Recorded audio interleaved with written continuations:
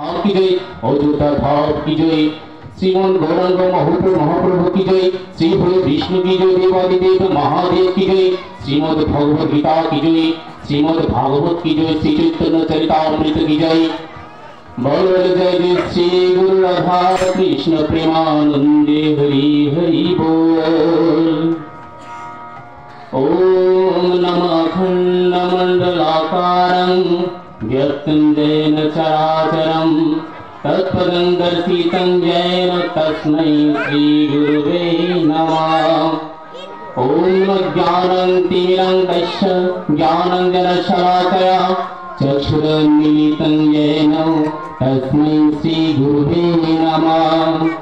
न गुणं भूतं तत्त्व न गुणं भूतं तप तत्त्वज्ञानं परमहस्ते तस्मै श्रीगुरुवे नमः। नमः पिता स्वर्ग पिता धर्म पिता हि परमं तप पितृपितृमत्तन्ते स्वर्गदेवताय नमः। नमो माता जननी दरिद्री दयाद्र हृदय सती देवोत्तमनि श्रेष्ठा निर्देश सर्वदुःखहारिणी नमो मातृचरणेभ्यो नमो नमः। ओम नमः कदन्तं महाकायं लंबोदरं गजाननं विघ्नविनाशाय चं ह्यंगं प्रणमामहम्। वाञ्छाकल्पतरुभ्यश्च कृपासिन्धुभ्य एव च पतितानं पावनेभ्यो वैष्णवेभ्यो नमो नमः। नमो ब्रह्मण्य देवाय गोब्रह्मण्य हृदय च जगद्धिताय श्रीकृष्णाय गोविन्दाय नमो नमः। हे कृष्ण करुणा सिन्धु दीनबन्धु जगत्पथे गोपेश गोपिका कान्त राधा कान्त नमस्तुते। ओम नमः तप्तकाञ्चन्ये गौरांगे राधे वृन्दावनेश्वरी विश्वभानुसुते देवी प्रणमामि हरिप्रिये। नमो वृन्दाय तुलसीदेवाय प्रियाय केशव सच विष्णुभक्तिपदे देवी सत्यवती नमे नमः। ओम नमः भगवते वासुदेवाय नमः। ओम नमः भगवते वासुदेवाय नमः।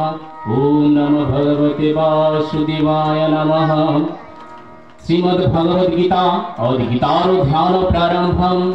नमो प्रार्थाय प्रतिभूतितां भगवता नारायण स्वयं व्यासेन ग्रथितां पुराणमुनिनां मध्ये महाभारतम् आद्यतमृत बक्षिणी भगवतीम् अष्टादशाध्यायिनीं अमृतमनुसन्धायिनी भगवती गीते भवदशिनीं नमस्तुते व्यास विशाल बुद्धे प्रह्लादविन्दायत्तपत्र नेत्र जेन तय भारत तैलः पूर्णः प्रज्वालित ज्ञानमयः प्रदीपा नम प्रपन्न परिजाताय तत्र कपालये ज्ञानमध्याय कृष्णाय गीतामृत दुहे नमः।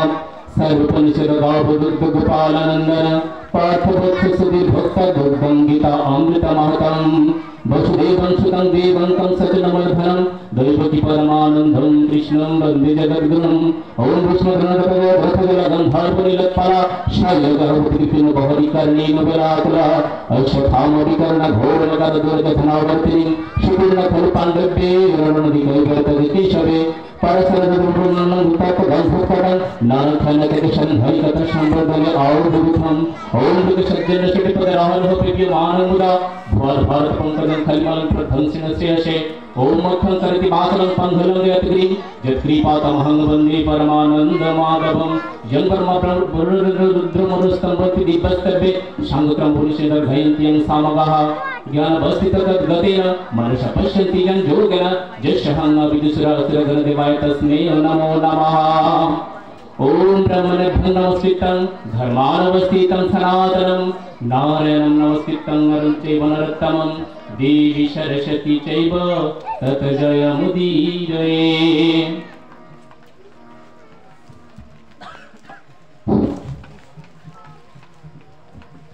ओम नमः भगवते वासुदेवाय।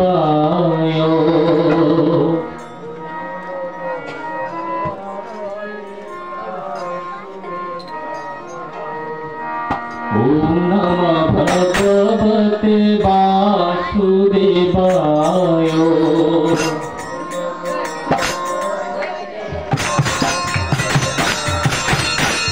ओम नमः भगवते वासुदेवाय।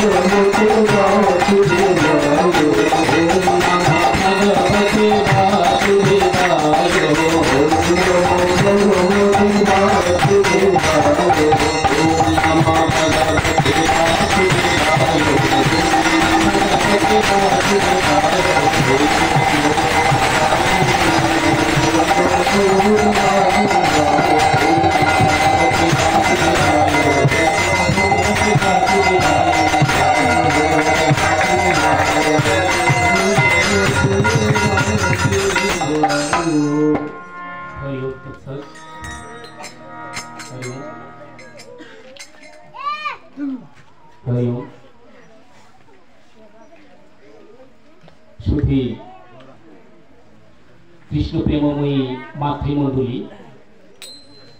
पितृमंडली एवं भातृमंडलीगण सकलेर श्री रातुल चरणे এই অধমাধমের শতকোটি প্রণাম নিবেদন করছি। শ্রীমদ্ ভগবত গীতা এমন একটি গ্রন্থ যার কথা যার তত্ত্ব বিশ্লেষণ করা বা আলোচনা করার মতন যে জ্ঞানটুকু প্রয়োজন তার কিঞ্চিত পাত্র আমার মধ্যে বিদ্যমান নহে।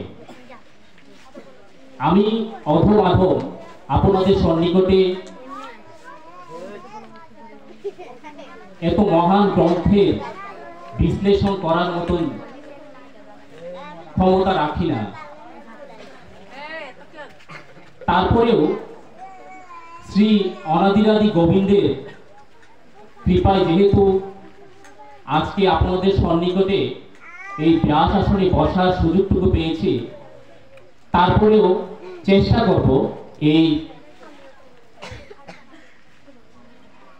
শ্রীমদ্ ভগবত গীতার যৎকিঞ্চিত আপনাদের শ্রবণ করানোর জন্য। এবং যেহেতু আমি কোনো আলোচক নই, এই আলোচনায় হয়তো আমার সহস্র ভুল ত্রুটি হতে পারে। আপনারা নিজ সন্তান ভেবে আমাকে ক্ষমা দৃষ্টিতে দেখবেন।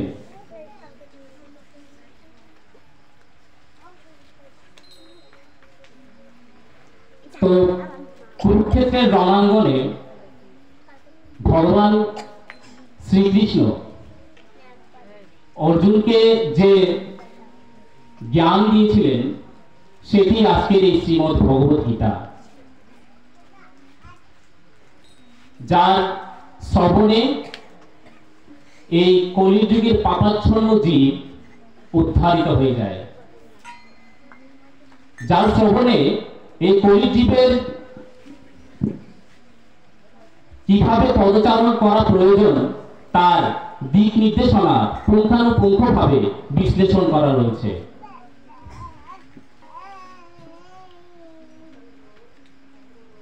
তাই তো শ্রীমদ্ ভগবদ গীতায় 6ষ্ঠ অধ্যায় 30তম শ্লোকে বলছে, যৌমাং পশ্যতি সর্বত্র সর্বত্র ময়ি পশ্যতি যসহ ন মে প্রণশ্যতি সচ ন মে প্রণশ্যতি। বলছে যে যোগী সর্বদা আমাকে দেখেন এবং আমাতেই ব্রহ্মাদি তথা ভূতজাতকে দেখতে পান, আমি তাহা হইতে কখনোই অদৃশ্য হয় না এবং তিনিও আমার হইতে কখনো অদৃশ্য হয় না। এখানে একটি কথা বলেছেন যে যে যোগী সর্বদা আমাকে দর্শন করেন, বলছেন যিনি সর্বত্রই আমাকে দর্শন করেন। একটা কথা আছে যে সর্বত্রে কৃষ্ণরূপ করে ঝলমল, সেই দেখিবার পারে যার আখি নির্মল। অর্থাৎ এখানে বলছে যে চক্ষু নির্মল না হইলে ভগবানের দর্শন করা যায় না, চক্ষু নির্মল না হইলে ভগবানের দর্শন করা যায় না। দেখুন, আমরা জীব আমাদের যে দুটি চক্ষু দিয়েছে, সেই চক্ষু দিয়ে আমরা আসলে অনেক কিছুই দেখতে পারি না। বলতে এই মুহূর্তে আমার পিছনে কি আছে সেটা কিন্তু আমি দেখতে পারবো না, এবং আপনাদেরও পিছনে কি আছে সেটা কিন্তু আপনারা দেখতে পারবেন না। তাহলে যিনি অনাদিরাদি গোবিন্দ এই বিশ্ব ব্রহ্মাণ্ডকে সৃষ্টি করেছেন, এই বিশ্ব ব্রহ্মাণ্ডের রচয়িতা, ওনাকে কিভাবে দর্শন করবেন? ওনাকে কি এই চর্মচক্ষু দ্বারা দর্শন করা সম্ভব? সম্ভব নয়। ওনাকে এই চর্মচক্ষু দ্বারা দর্শন করা সম্ভব নয়। দেখুন,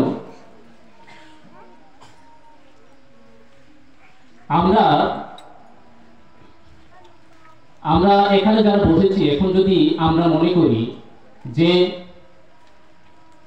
এখান থেকে আমাদের যে দৃষ্টিটুকু যাচ্ছে, যতটুকু দৃষ্টিটা যাচ্ছে, যদি মনে করি যে এই পৃথিবীটা এত বড়ই আছে, তাহলে সেটা কি মানে ভোগার পরিচয় হবে না? আমরা এখান থেকে দেখতে পাচ্ছি না বলে কি সেটা নেই? এই পৃথিবীর আরো অংশ রয়েছে যেটা আমরা এখান থেকে দর্শন করতে পারবো না।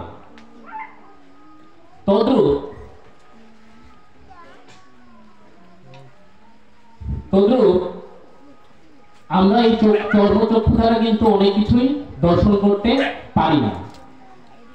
তো বলছে যে একটা বাঘ এবং একটা বিড়ালের মতো। বাঘ যখন একটি বিড়ালকে তাড়া করে খাওয়ার জন্য, তখন কিন্তু বিড়ালটি খুব দ্রুত দৌড়ায় এবং কি করে দৌড়াতে দৌড়াতে অনেক সময় দেখা যায় একটা ঝুপড়ির ধারে গিয়ে বসে এবং লুকিয়ে থাকে, নিজেকে লুকানোর চেষ্টা করে। কিভাবে লুকানোর চেষ্টা করে? তার দুটি চোখ বন্ধ করে আর ঝুপড়ির ধারে বসে থাকে, মনে মনে ভাবে যে আমার দুটি চোখ বন্ধ করে রাখি, কেউ আমাকে দেখতে পাবে না। তো বিড়াল চোখ বন্ধ করে থাকলে কি হবে? বাঘ যে তাকে দৌড়াচ্ছে, বাঘ কি চোখ বন্ধ করে আছে? বাঘের চোখ তো ঠিকই খোলা। অর্থাৎ সে নিজেকে যদি চোখ বন্ধ করে মনে করে যে আমাকে কেউ দেখছে না, বাঘ কিন্তু ঠিকই তাকে ধরে খেয়ে ফেলবে। সুতরাং আমরা যতই চোখ বন্ধ করে থাকি না কেন, ভগবান কিন্তু আমাদের ঠিকই দেখছে। বলছে इस ब्रह्मांड की हर कण कण में भगवान बसी हुई है। तो ব্রহ্মাণ্ডের প্রতিটি কোণায় কোণায় ভগবান অবস্থিত। আমরা কি করছি না করছি সেটা কিন্তু ভগবান সবসময় পর্যবেক্ষণ করছেন। তো আমাদের উচিত হচ্ছে ভগবানের দেয়া পন্থা অনুসরণ করা এবং শ্রীমদ্ ভগবত গীতায় যা নির্দেশনা দেয়া আছে সেটি অনুসরণ করে পথচারণ করা।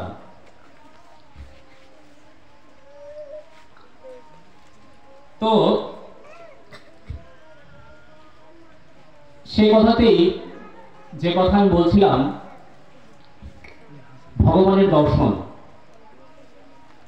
তো এক রাজ্যে এক রাজা তার রাজ্যের যে সমস্ত মন্দির রয়েছে সেই সমস্ত মন্দিরের সমস্ত পূজারী যারা রয়েছে তাদেরকে সকলকেই ডাকলেন এবং বললেন যে আপনারা এত বছর যাবৎ পূজা করে আসছেন, আপনারা এত বছর কার পূজা করে আসছেন সেটা আমি দেখতে চাই।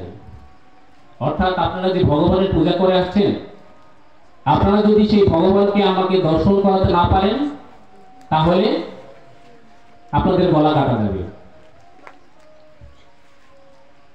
তো রাজ্যের সমস্ত পূজারীরা তো বিতস্ততা হয়ে পড়ল যে আমরা এত বছর যাবৎ পূজা করে আসছি, আমরা নিজেরাই কখনো ভগবানকে দর্শন করি নাই। তো রাজা মশাইকে আমরা কিভাবে ভগবানের দর্শন করাবো? এই বিষয়টা নিয়ে রাজ্যের সমস্ত পূজারীরা যারা রয়েছিলেন তারা কিন্তু ভীত হয়ে পড়লেন যে এত বড় রাজা এখন এত বড় একটা প্রস্তাব আমাদেরকে দিয়েছে, আমরা কি করে এটার সমাধান করব? যেহেতু আমরাই কখনো ভগবানের দর্শন করি নাই, রাজা কিভাবে ভগবানের দর্শন করাবো? তখন তাদের যে সমস্ত পূজারীরা রয়েছিল সকল পূজারী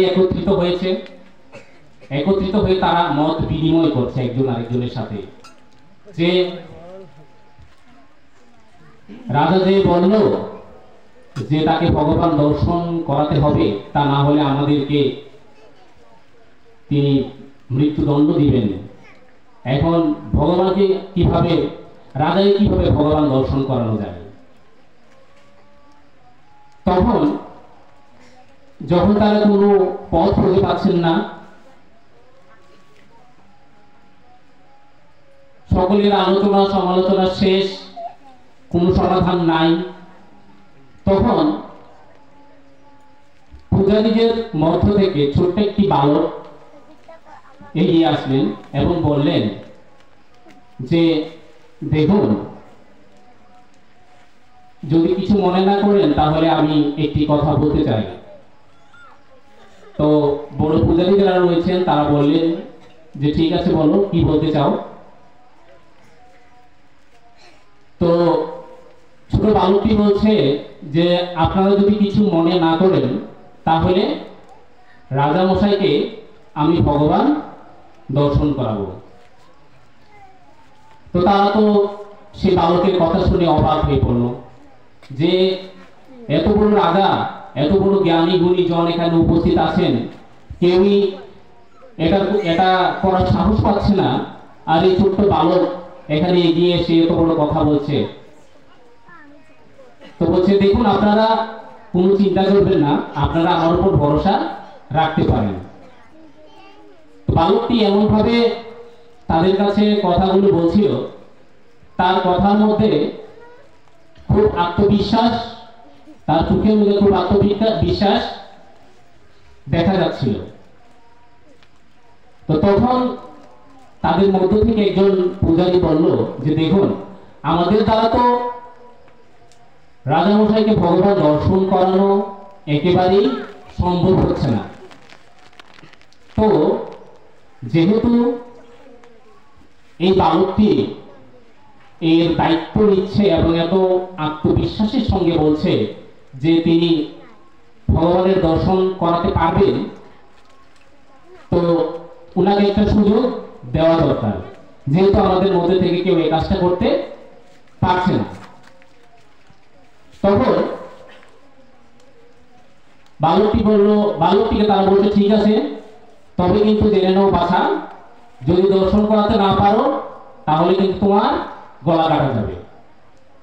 তো বলছে ঠিক আছে, আমি মরতেও প্রস্তুত আছি, কোনো সমস্যা নেই, আমাকে আপনারা রাজার কাছে নিয়ে চলুন। তখন সমস্ত পূজারীরা তাকে রাজার রাজ্যে নিয়ে গেল এবং রাজার সঙ্গে সাক্ষাৎ করিয়ে দিলেন। বলছেন রাজামশাই বলছেন যে বলুন কে আমাকে ভগবান দেখাবে। তো সেই বালকটি এগিয়ে এসে বলছে যে রাজামশাই, আমি আপনাকে ভগবানের দর্শন করাবো। তো বলছে ভগবানের দর্শন করাতে কি কি লাগবে? ভগবানের দর্শন করাতে লাগবে একটা বড় পাতিল ভর্তি দুধ 2 মণের মতো, লাগবে একটা লম্বা রশি আর একটা লাঠি। কি লাগবে? একটা পাতিল লাগবে, 2 মণ দুধ লাগবে, একটা লম্বা রশি লাগবে আর একটা লাঠি লাগবে। তো রাজামশাই বলছেন ঠিক আছে, এই সমস্ত দ্রব্যের বন্দোবস্ত হয়ে যাবে, তুমি তোমার